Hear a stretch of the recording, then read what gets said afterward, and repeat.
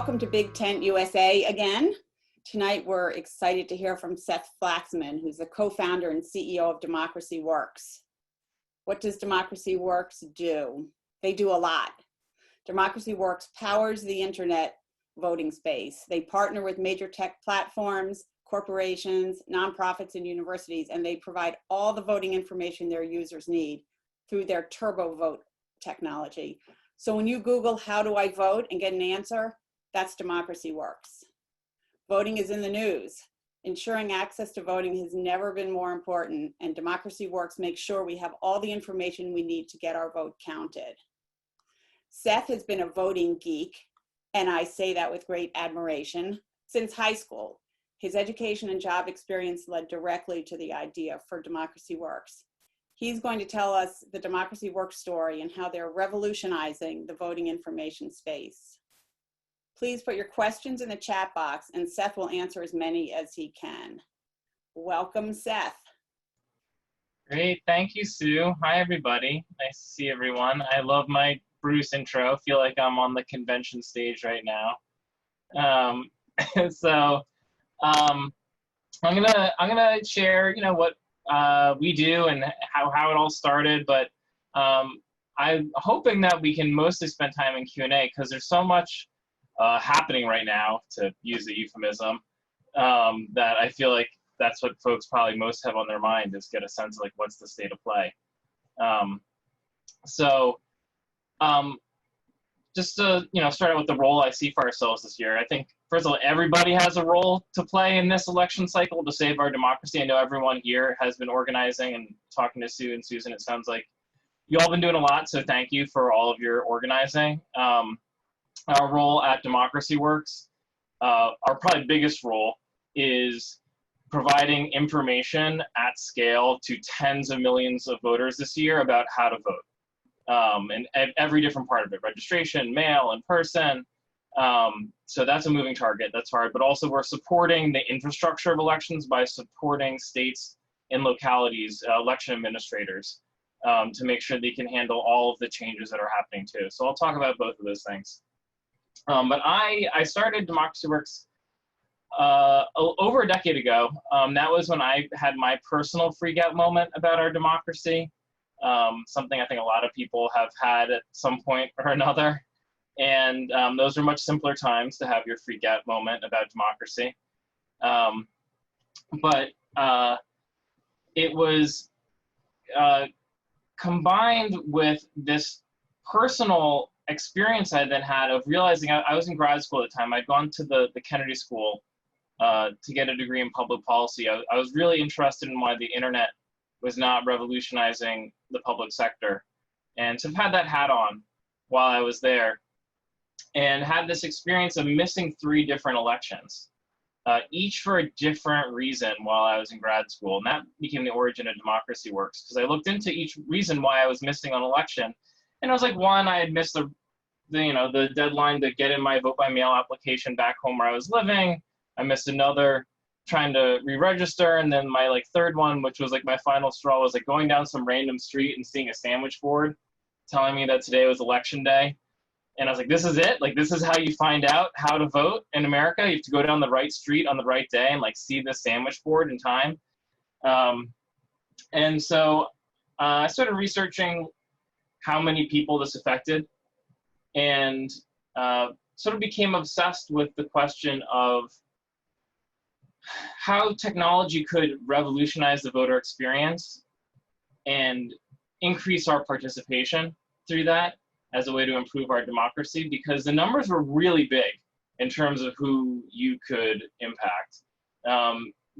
Everyone here probably is very well aware of our turnout problem, the participation problem in the US, where it's 60% max in presidentials, average historically 40% in midterms, and 5 to 10% in local and primary elections. But what a lot of folks, including myself, didn't know is that the census asks people every 2 years why they don't vote. And the process reasons, there's 12 of them that people cite. Missed deadlines, didn't know, weather, no transportation. And if you add up all of those things, it's the majority of the reason people aren't voting. over 60% in some elections. And so for me, I identified with it because I was obsessed with voting. In high school, I was like driving my friends to vote in school board budget elections during my lunch breaks because I was a voting geek, as Sue said. And like I came from a political family, like not like run for office political, but my dad would go to school board meetings and after work and yell at them every week.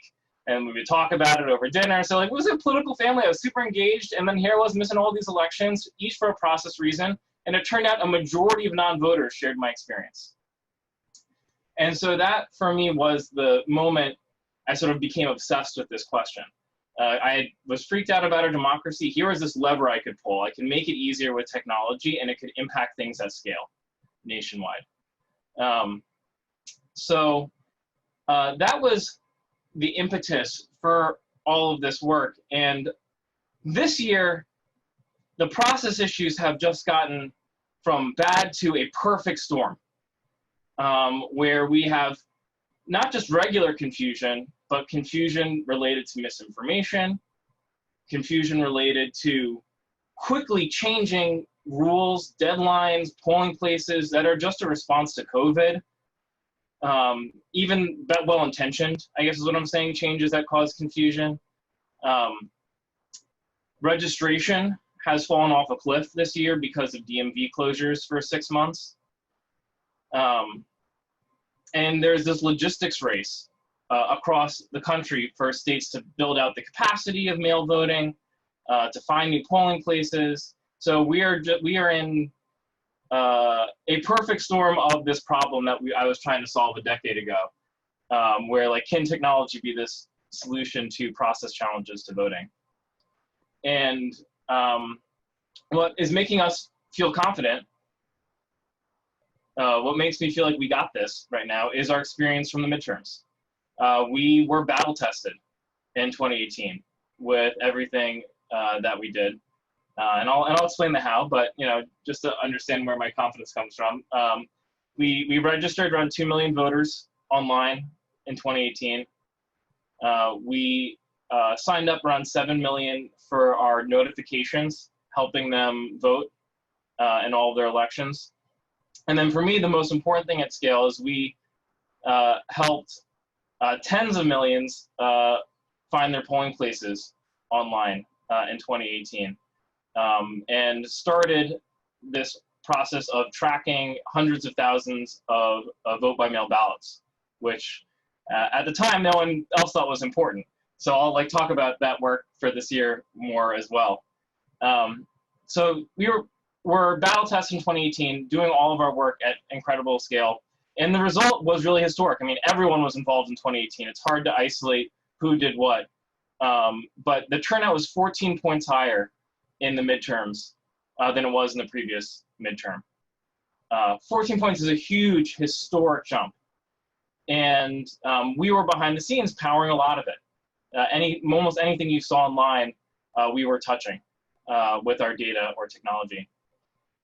And so when COVID hit in March, we were already gearing up to do everything we could to increase turnout this year, but then we also took everything we built and we're like, how do we put this into saving the election? We're a team of around 70, around 2/3 technical, data, developers, product folks. And there were a bunch of different ways we knew we could directly confront the challenge of this election. First was, we run something called the Voting Information Project. So through that, we partner with the states and provide all the polling place data you see online to Google. So if you've ever Googled online, where do I vote, just like in regular Google Maps, that data comes from us. And we get it directly from the states with tools we built that interface with their systems. And we knew the first thing that was going to happen this year is polling places were going to change dramatically on election day, as certain ones were offline because they weren't safe. And we also know that with suppression, one of the key tools is to move polling places at the last minute to cause confusion. And so the countermeasure for us on both of these fronts were we need to do everything we can to keep polling place data up to date online in the run up to election day. The second was drop boxes were going to become a lot more important, ballot drop boxes, which until this year, nobody cared about ballot drop boxes. I was like the biggest voting geek, like wanting to talk to people about this. The second is we got the states to include all that data in their feeds. People are going to need to be able to Google in the run up to election day, where is my ballot drop box, and see it in Google Maps. And so similarly, if there are changes to those getting moved at last minute, something no one would have foreseen before this cycle, but now mailboxes can get moved. Who knows what will happen to ballot drop boxes? People need to be able to find them. So making sure those would be online.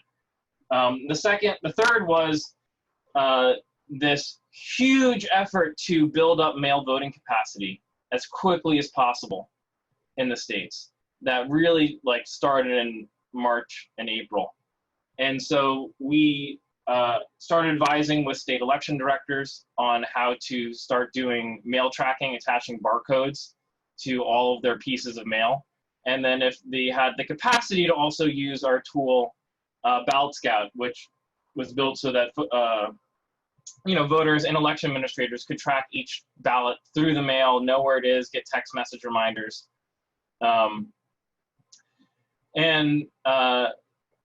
Probably last and most important is through TurboVote, where we text and email voters directly what they need to know in order to vote in all of their elections. We turned it into this rapid response tool where sort of no matter what happens, we could get voters the information they needed in order to vote this year, which is like changed over the course of the year.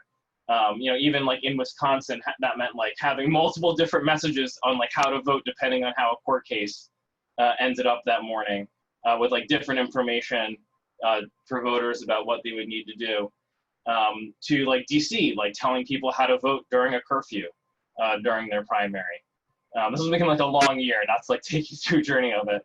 And but in some ways it was all practice for the next 75 days, where we are making sure that anyone who signed up for TurboVote gets the information they need to be able to vote no matter what happens this cycle. And that includes getting folks to vote as early as possible when they're applying to vote by mail, but also, checking their registration, figuring out where to vote on election day.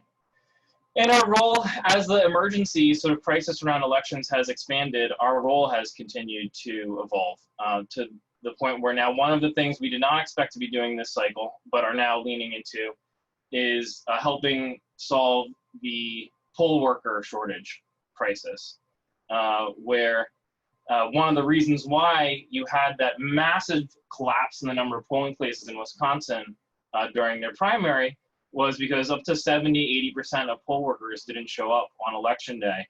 And so we built out a model with MIT predicting that around 460,000 poll workers may not show up this year. That's the number that we need to recruit.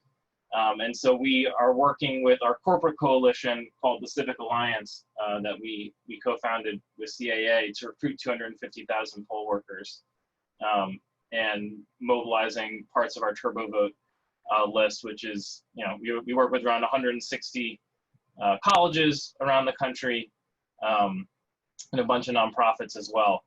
So it's been a wild year, but I'm feeling optimistic about our role in all of this. Despite everything that's happening, I'm still expecting massive turnout. I'm not seeing people dissuaded from participating in the election. On the postal system disruption, I'm seeing attempts to disrupt it, but I'm from my contacts in election administration land, I'm not seeing big delays in election mail right now, so I don't know how successful it will be. And on poll worker recruitment, I'm feeling like we're gonna get there, and we're gonna be able to keep as many polls open as possible. So there's a lot going on, but I'm gonna try to be a dose of hope for everyone on all of this. That might be a good stopping place, because I feel like I dropped a lot of information about what's going on with the election, our role in it, trying to deliver information at scale and support the election administration infrastructure.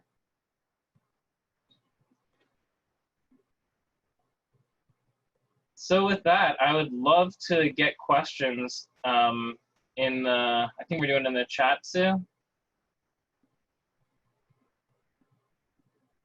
Great question.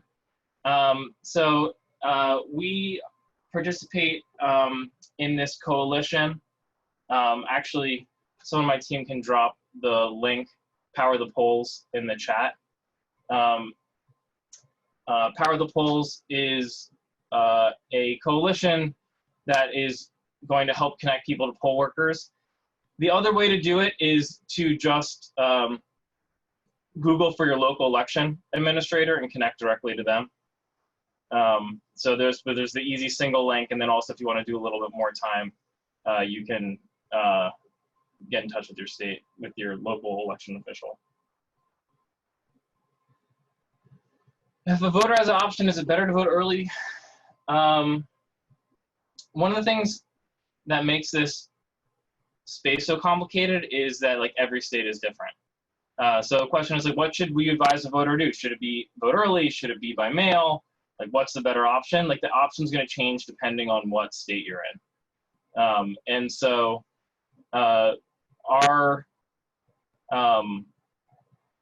in the states where, for example, there's now, I think, 6 states where everyone's going to get mailed a ballot automatically.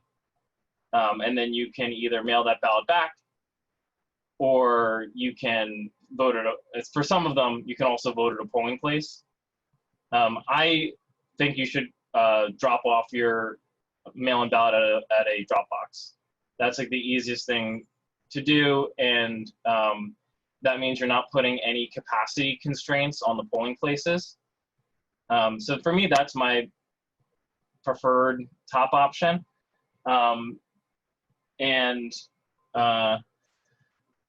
I think in general, my advice is either vote as early as possible or mail your ballot in as early as possible. But I don't have a strong preference between the two. All right, I'm gonna scroll up. Okay, next, Rachel's question. Are you working with College Compact, which is a coalition of approximately 1,000 colleges that works to recruit poll workers among college students? Yeah, we're a part of something called the Students Learn, Students Vote Coalition that Campus Compact is also a part of. That's the main organizing coalition in the higher ed space right now that we work through, and they're a great organization. What about lack of enough ballots being printed by secretaries of state? Is it under control? Do you track that? Yes, I don't see Mary's square, but that is one of the things that I have been worried about. I think I'm not tracking that. I'm having trouble tracking that. And it's something that I wish journalists would actually pay a little bit more attention to. Ballot printing is one of the flags we gave to states in April. Like, find your ballot printer by July, put in the order for the number of ballots that you need. Otherwise, they're going to be scrambling at the last minute for ballots from different vendors. And I think the ballot printing issue is bigger for mail-in ballots than for in-person ballots. That's what's causing the surge in need for printing, because it's so unexpected in so many states. They don't know how to. A lot of states are just totally unused to this level of mail-in voting, for me, making sure there are enough poll workers working the polls that, like, in a worst-case scenario, people can vote in person. That's the pressure release valve for any challenges with mail-in voting. So that's the thing that's making me not entirely worry about that one. Great, and love that Big Ten is a partner with Power the Polls. And Kelly, do you have to live in the state where you want to be a poll worker? I've checked into Pennsylvania and my home state, Wisconsin. It seems you have to be a resident. I actually don't know this one off the top of my head. It's like most things in elections, it's probably different by state. And almost always, I believe you need to be a resident. I think that's like the status quo. I don't know if there's any exceptions to that. There might be a few exceptions to that, but I'm not sure what they would be. One of the things that is cool about this is in a lot of states, you can be as young as 13 and be a poll worker. So this is actually something you could do even if you can't register yet because you're too young. I think that maybe that's like, I don't want to make up the state. I know one state you can go as young as 13, but a few are younger than 18. You can be a poll worker.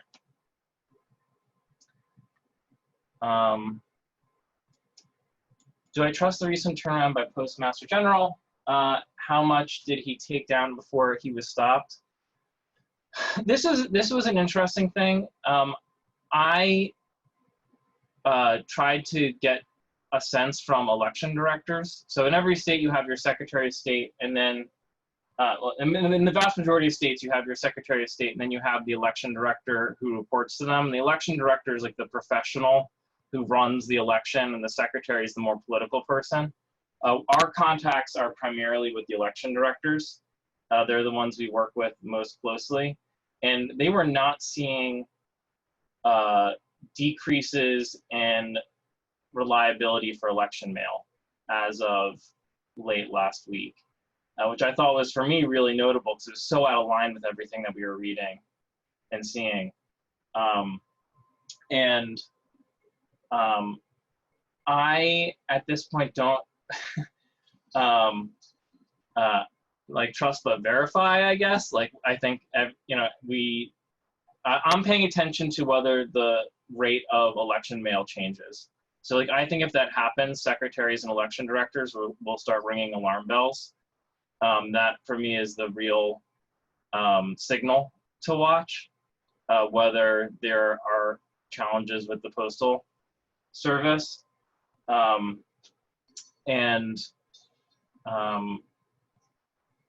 But I'm still worried about this. I think the pressure has worked really well, and I'm hoping he testifies and we all get a little bit more information about this.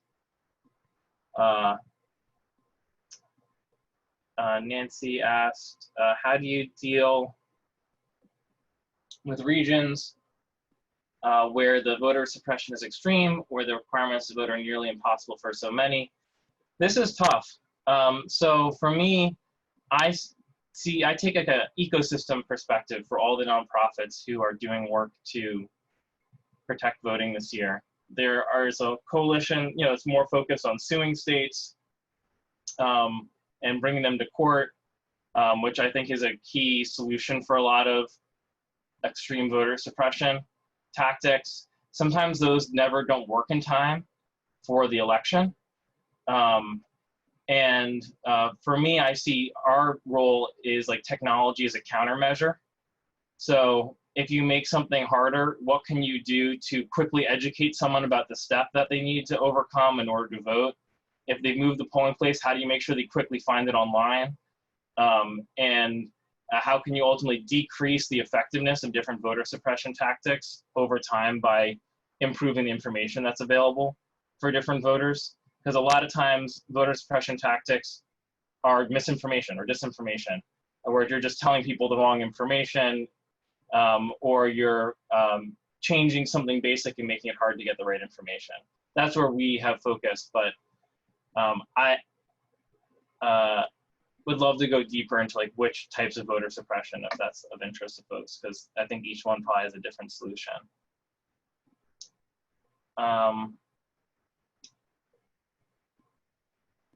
Carmina, can you educate us a little more about ballot boxes? These still require the USPS to deliver a ballot.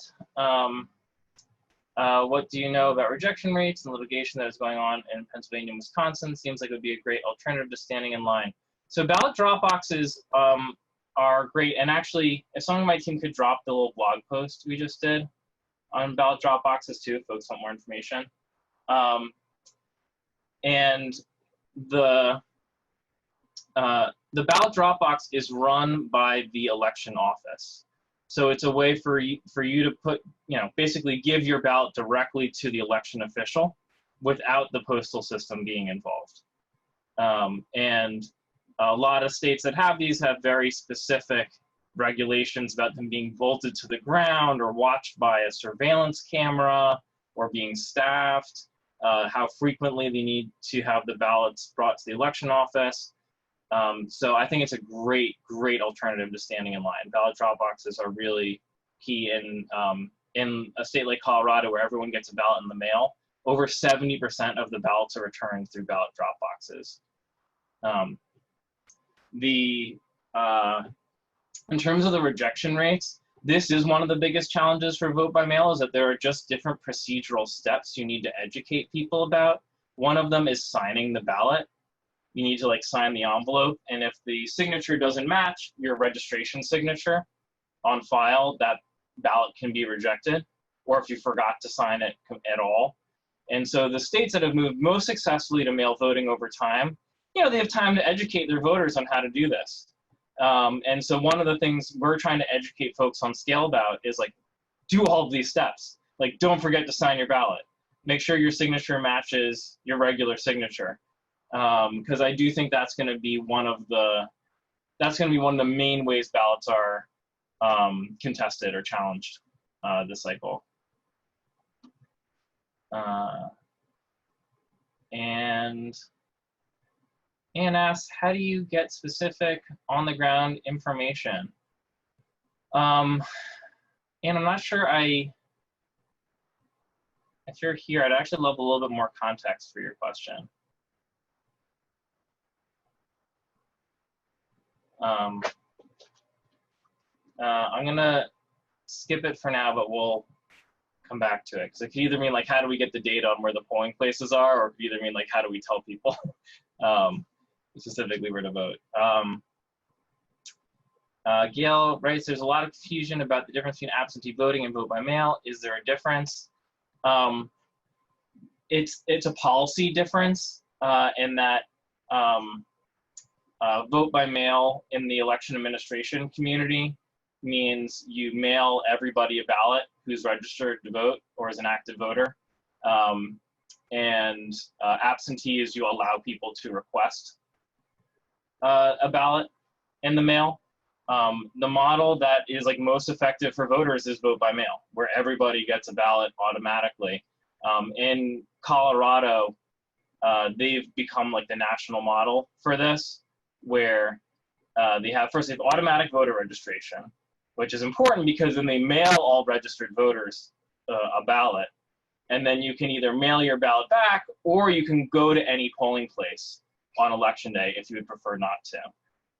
So the Colorado model led to over time, like over 8-point increase in turnout in the state, where it was like, I don't know, 17th or something in turnout to now like 2nd in turnout. So it's very effective, and it's for something for years that we've been talking about, like building technology and helping states move to this model of voting.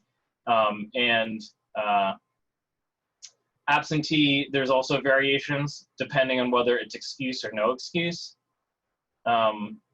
This cycle, a lot of states moved away from excuses or added COVID as an excuse. But the majority of states that let you vote absentee, you don't need an excuse. You just need to apply. And so some of the things we've been sort of talking to states about are like making sure you can apply online to get your absentee ballot as opposed to needing to send in a physical form. Like there are ways even you can make that process more seamless.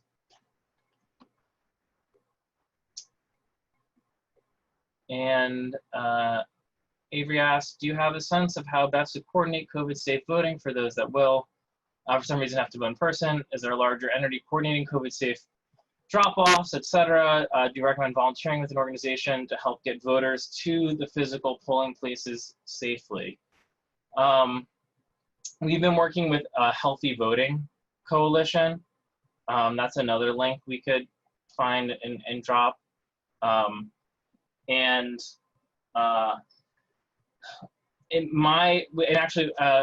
of my team maybe also dropped the op-ed we wrote about poll workers. But this is one of the reasons I'm calling for all polling places to remain open. in like March and when COVID first started, people are like, okay, well, we'll close down some of these polling places. We're going to move to vote by mail. And it's a horrible idea. Like keeping every polling place open is the only way to ensure there isn't crowding at polling places. What used to fit in a church basement now needs a high school gym because all of the booths are like at least 6 feet apart from each other, whereas they used to all be pushed in together. So you can fit a lot fewer voting booths in a polling place that you used to. And a lot of these buildings aren't big open space buildings. So in general, trying to keep open as many polling places as possible is one of the ways you have safe voting in person to avoid crowding. And the rest is just everything else we've learned. Making sure there's, if you're working the polls, everyone has PPE, has a mask, has gloves, has hand sanitizer. Actually, this is one of the more inspiring stories of this cycle. Anheuser-Busch has worked with the secretaries, election directors to distribute hand sanitizer because distillers have that power to also make hand sanitizer. So like a third of the hand sanitizer that election poll workers needed for election day is being donated directly. And in terms of volunteering, I haven't heard of a great organization that's doing this nationwide. But if you follow up with us via Sue, we can maybe try to find something that's more local to your state if that's something you want to do.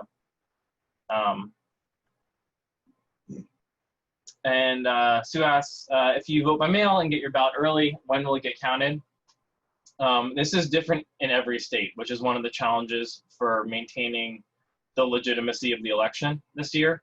I am worried about misinformation where folks say, oh, it's taking so long, it's because they're finding new ballots or they're, or whatever it is. But like in a state like New York, where I'm from, you're actually legally not even allowed to start counting it for a week. It's probably one of the worst states on this front.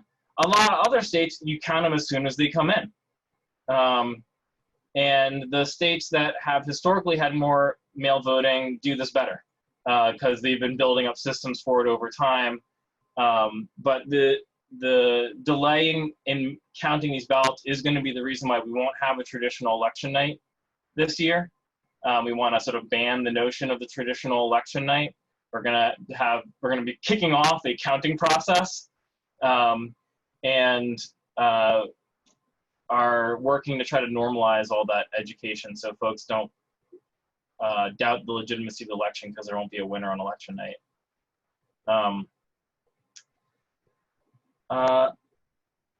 And Kelly asks, where are we in terms of purge voters? How do we reach them?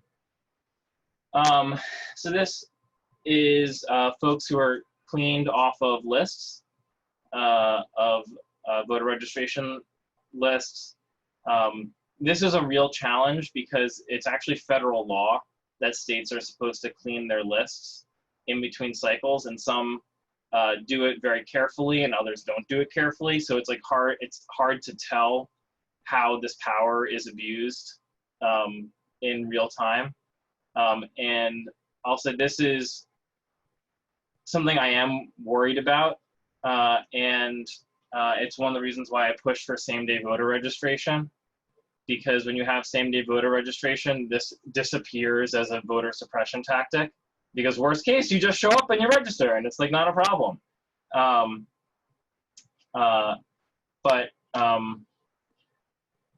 In terms of how we reach these voters, I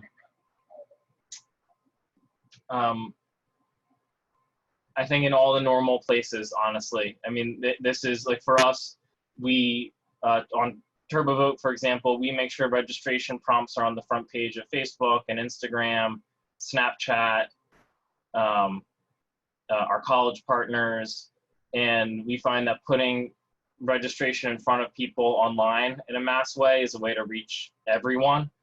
including folks who were potentially purged. And it's why we ask everyone to check their registration as a part of our process. And Mary asked, do you partner with any orgs that target older voters who aren't necessarily tech savvy?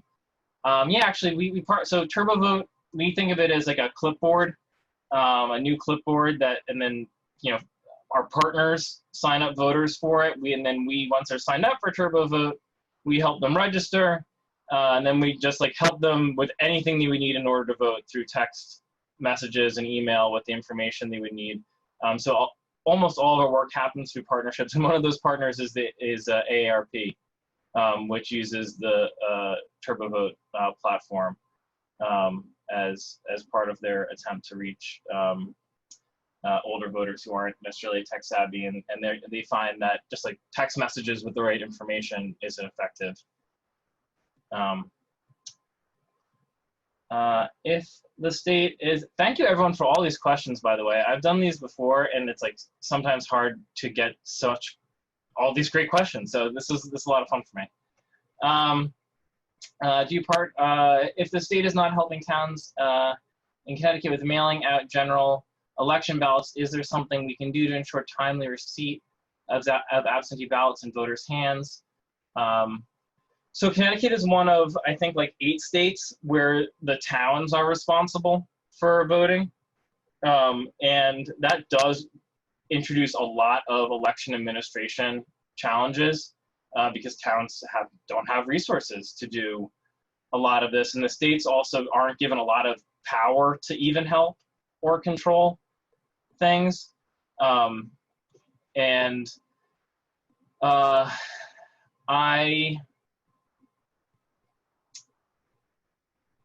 don't have a great answer. I mean, I would suggest people sign up for TurboVote because we will help them navigate all of the different timelines that you need for getting your absentee ballot. That's why we built the tool to help you navigate things no matter what the state is doing. But I don't know of any effort in the state in particular of an org working on that. Oh, great. So this is Kelly brought the question. There are 17 million purge voters. How do we reach them? How do you access lists of purge voters? So actually, I can add a little bit more on this. The one nonprofit that we partner with is called ERIC, the Electronic Registration Information Exchange, and they help identify lists of purged voters and mail all of them registration forms, but they have to partner with the state to do it, which is hard, right? Because that means that the states that are doing this well are the ones taking care of it, and the ones that aren't don't care about this. But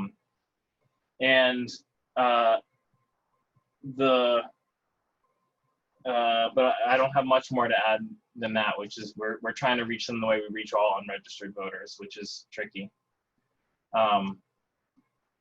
And Mary asked you, do you have a Spanish language option, all of your messaging? Yeah, so TurboVote, all of TurboVote is both in English and in Spanish.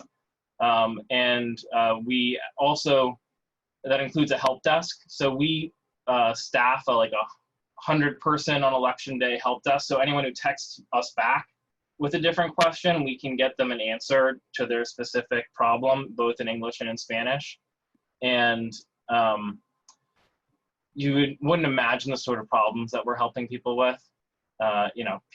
This is actually pre-COVID, helping people vote from the hospital, texting back, asking how to get their ballot to them there, or folks who are formerly incarcerated asking different, very state-specific questions, texting us back. So anyway, yeah, Spanish and everything, including some of the hard stuff like help desk.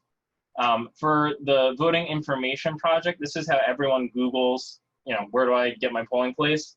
We have another tool, Get to the Polls, which is the same language. You'll probably see that on Facebook on election day. And because there are fewer words on that site, we can actually do that in 14 languages. That is, yeah, that's pretty exciting that we can offer it to so many different language communities. Susan writes, how many of the removed boxes were duplicates? I see that a lot or very lightly used, but other boxes are available. There's a lot of noise on both sides of that issue. Clearly, the USPS needs reform, but they should wait until after the election since Trump has made it into a big issue. Yeah, I guess what I was saying before. I've been having a hard time figuring out what's actually going on with the Postal Service, and I'm just watching, is election mail delayed, and like trying to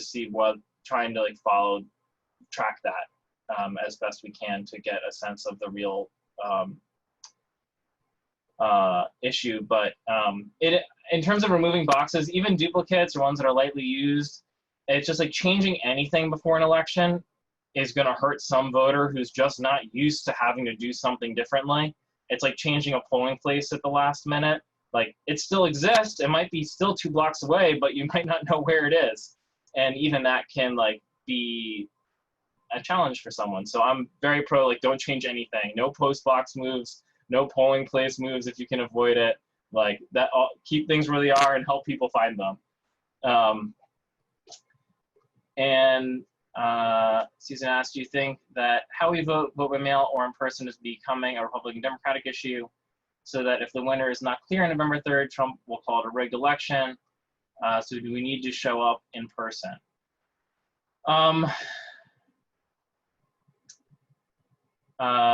There's a lot in here. What's interesting is at the state level, you do see a lot of Republican secretaries of state who are defending their mail voting procedures. I don't know if that matters in terms of the bigger media narrative that's happening right now, but I do think that's notable, that there's a fracture on this. And you also see a lot of Republican campaign leaders, the people who actually do the running of campaigns, who are also very pro mail voting because they worry that their voters are being turned off from it. So I'm not seeing that there's like a unified political messaging strategy on any of this, I guess is what I'm saying. I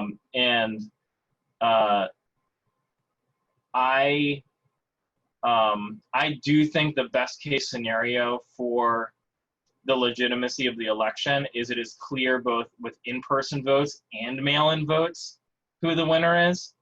I do worry about it being called rigged if the winner on election night is different from the winner after you count mail-in ballots. But everything's so different in every state. I don't think there's a good strategizing solution for this. I think as long as people vote however they can, that's the best we can do.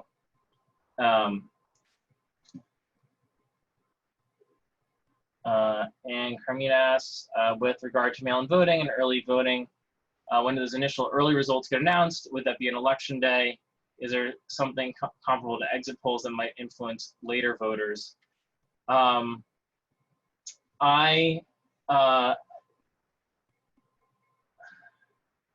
don't think early results will be announced or should be announced. I'm worried about the media on election night saying like needing to run with something and trying to come up with any sorts of numbers to just like get ratings that night. And I'm not worried about that influencing later voters. I'm just worried about that confusing people about what's going on with the election. And so like in terms of like something I think everyone here can do, especially if you have media contacts, or folks who are in the press or in journalism in general, is to get them to write about the election very carefully on election night and talk to them about this, because we don't want to see election night. There shouldn't be an election night this year. We shouldn't have big watch parties where we're seeing what state goes which way, because I just don't think that's not going to exist, and then people are going to think the election was rigged when that doesn't happen. And Susan asks, is there an issue with stamps that must be placed when sending back the ballot, that a ballot can cost more than a regular letter? Yeah, this is an evolving thing, how much the return envelope needs to be stamped. it is practice in every single state that the USPS will deliver it no matter what and then charge the election official for the unstamped envelope. But I don't think we should rely on anything being practice right now. And I personally think this is outrageous. I don't think anything around elections should cost money, including stamps. But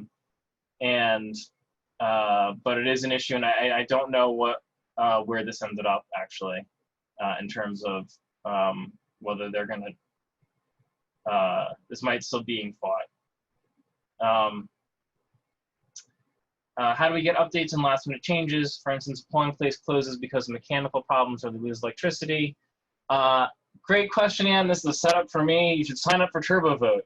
If there's a problem on election day, we're gonna, like, where your polling place moved the last minute. We did this with like the tornadoes earlier this year in Nashville, where we texted all of our users in Nashville about where they should vote because of the tornadoes. So if there's like some challenge, that's what we're building out our team to do in terms of rapid response this year. Seth, I think the question was more, how do you get the most updated information so that we know that you have everything that anybody could possibly need to know? Got it. So we have staff who are housed in different war rooms with election directors and journalists on election day. So we're just embedded in the spaces where any of these things are getting talked about. But like usually even someone in that room, an election director, they're finding out because their county or town clerk called them. And like the county or town clerk is either seeing it directly or they're seeing it on Twitter themselves. The other source of information is the 866-OUR-VOTE hotline from Lawyers Committee, which is a very important resource. And so they will sometimes find problems.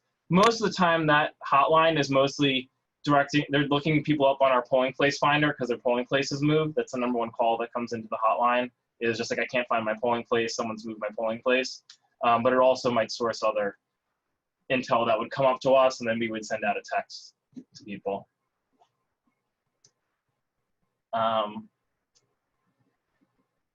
In Connecticut, you can vote by mail and in person. The in-person vote will be matched to the mailed vote, and we'll cancel the mailed vote, allowing people to change their mind up to the day of the election. Who knew? I didn't know that. Every state is different. What's our budget? How much do you have left to raise to get to November? What work do you anticipate post-election? I obviously love questions like this. Thank you. So we have a $16 million budget, and we are very close to meeting it. We still have a $600,000 gap for the year, and but the sort of bets we placed on like how we are going to spend it, almost all of that we placed in like April, in terms of like what was our head count going to be, what are we going to need to go into the field with, and now we're sort of raising up to that need. And then after we hit that, we have a few different projects we can sort of deploy on top of it. That's the 2 November. And then post-election, there's a lot. And just to like speak broadly about it, I see this as a turning point in mail voting this year, where I think the future of voting is going to be more people actually voting by mail, but also demanding to vote very reliably. They want to get text messages that their ballot was received, where it is, that it's on the way. If there's a problem, they want to get a text and an email or a call about it and be able to resolve it. Similar to sort of everything that happened after the 2000 election, where there was this huge national effort to put money into elections, I think the next big effort is going to build this sort of seamless, reliable mail voting system nationwide. And so I'm planning for that being a big part of our work post-election. I mentioned briefly Ballot Scout being one of the pieces of technology we build. And right now we're just in a few states, Virginia, Michigan, South Carolina, Florida, That allows a voter to track their ballot through the mail, get text messages, and then text with the election office if there's an issue. I'm planning to scale that up as much as possible. I mean, we've been trying to scale it up as much as possible before the election, but even after the election, I think that needs to go to just like standard part of our structure of voting. And then, beyond that, one of the ways we built Turbo Vote is to help you vote not just in federal elections. Like for me, it was built on my personal experience of missing all these other elections, these local elections, primary elections. And so we see this year as an opportunity to actually build the number of folks who we are in touch with. And then next year, we're going to help them vote in like tons of elections, lots of local elections every single year. There's an election every Tuesday in America, even in an off year somewhere in the country. There's so many elections that people miss. And so we're going to be continuing to hone the technology we're building to make sure people vote in local elections in 2021. And I think some of the other work is going to have to depend on what happens this election cycle. Whether we're in a more, what we're going to have to do to defend democracy next year is still a little bit up in the air. So the rest of that we're gonna be figuring out post-election as we figure out how to defend the legitimacy of the outcome potentially, just by getting out good information to voters about what's going on with the results, because I think misinformation is going to be the big weapon to confront after November 3rd.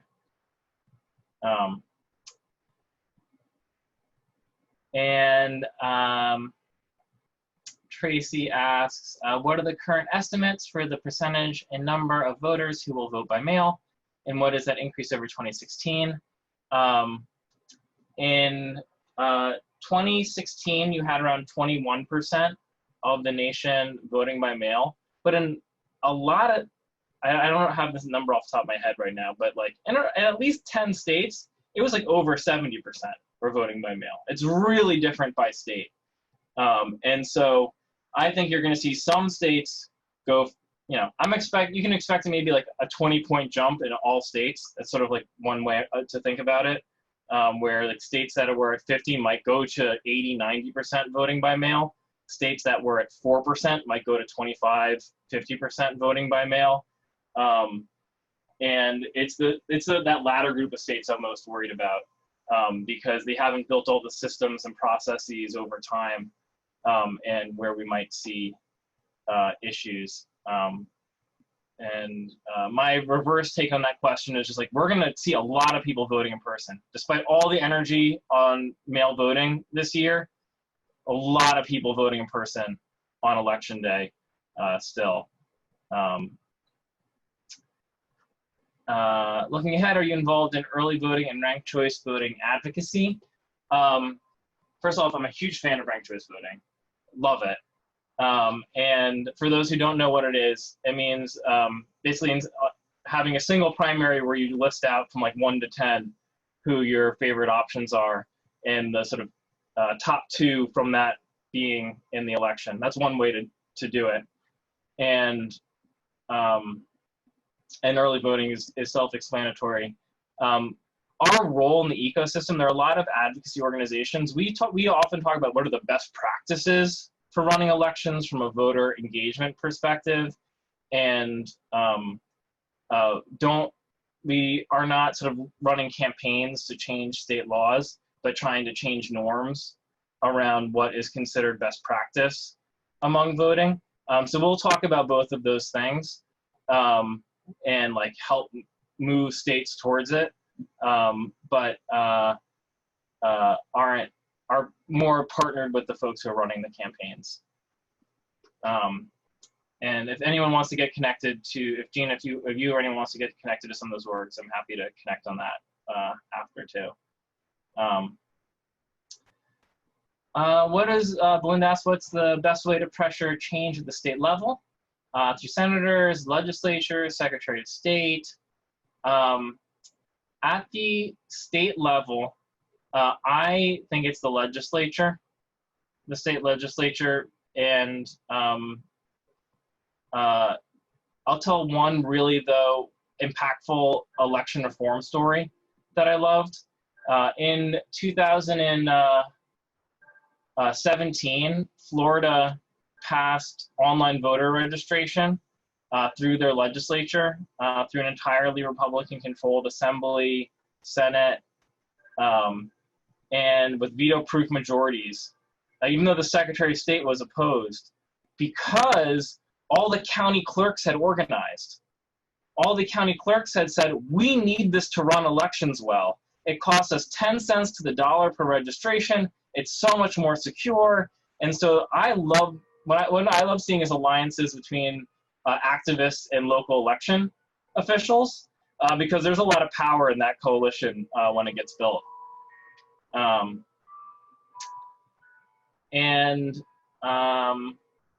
Do all unstaffed ballot drop boxes have to have surveillance cameras? Who monitors that activity? The individual counties? Are there security concerns this year about drop box removal? I think it's different by state, how each one handles it. I am not concerned about drop box removal. I have not heard any concerns about that at all. There's even fun anecdotal stories about these drop boxes, like standing up to like SUVs driving into them by accident. Like, these are pretty solid pieces of infrastructure. That might actually be the safest way to vote, is dropping it off in the drop box. The Aspen Institute estimates that 30 million people have been or will be evicted due to the COVID crisis. What is being done to register these folks and ensure that the vote? This is like a crisis, actually. This is, I don't know anyone who is organizing on this very effectively. We are just trying to get information about registration in front of people wherever they are. Often people end up at other family or friends' homes for an extended period of time, or hotels, and trying to make sure folks know their rights to register at those residences. I don't think enough is being done at all for people who are evicted because of COVID. But I will call out one of our partners who I do think is doing great work. Vote ER is setting up voter registration with TurboVote at hospitals, and is seeing a huge surge in registration this year, and essentially trying to turn public health institutions into voter engagement operations. Susan asks, do some states have the return envelope identified with the name and the party registration of the voter? Not that I have heard. I don't think so. The way it usually works is you have these two envelopes. You have your like ballot envelope, which will have which you fill out, and then there's like a return envelope that it goes inside, like a privacy envelope that it goes inside, it is built to make sure that the person opening the outer envelope doesn't know anything about the person who voted. What cable station will you be watching the returns on? I'm a millennial. I cut my cable cord. I might be like streaming different YouTube channels live from my phone onto my TV. I don't know. I have not even thought at all about election night and what I'm going to be doing. I'll let you know when I figure it out. Some more info in Connecticut. Voters who return their absentee ballot prior to election day will not be allowed to vote in a polling place. Voters who return their absentee ballot prior to election day in Connecticut will not be allowed to vote in a polling place on election day. Okay, so that is good information, Jen, to something someone posted earlier. It is a good example of, with so much changing this year, like tackling confusion about these issues is like a real challenge to stay focused on. And Tracy asks, are there any foreign countries who have experience with mail-in voting we can look to for experience and successful practices to model? I'm not sure, actually, if there's another foreign country I'd point to. I was saying before, Colorado is my model. We don't have to look internationally. Colorado does this fantastically. I think if the nation adopted that model, we'd see much higher rates of voting and much higher rates of just like happiness and reliability with the system and trust in it.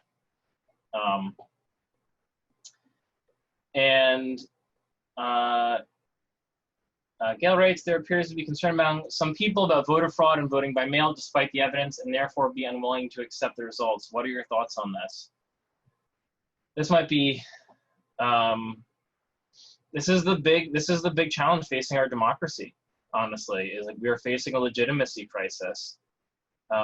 If people don't believe the results on election day, it'll get battled in the courts and needs to get battled with accurate information. I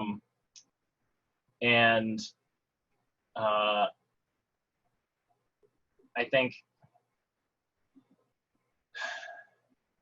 there are going to be some folks who don't accept the results no matter what we do. I think for that reason, this is why, like, this is not a like last hurrah battle for this work. Like, this is like an important battle for this work, but I think the next decade is going to be about rebuilding trust in our voting systems. And it goes back to what I was saying before about, like, I think it is critical that by 2024, every mail-in ballot is tracked, that everyone gets text messages about where their ballot is. Like, some of those sort of like geeky features or whatever, I think are actually going to be very important to rebuilding trust in our system. And so that folks can see it for themselves. So I don't think there's a great short-term solution for this. Does anyone have a happy question I can end on?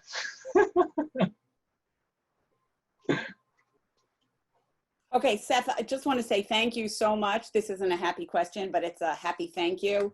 This was, I think, both sobering and incredibly informative.